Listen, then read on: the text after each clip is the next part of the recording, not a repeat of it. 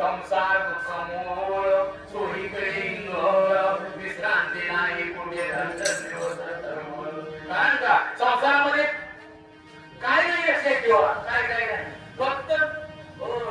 माया प्रेम म्हणजे माया लक्षात ठेवा फक्त माया आहे काही संघ येत नाही काही संघ येत नाही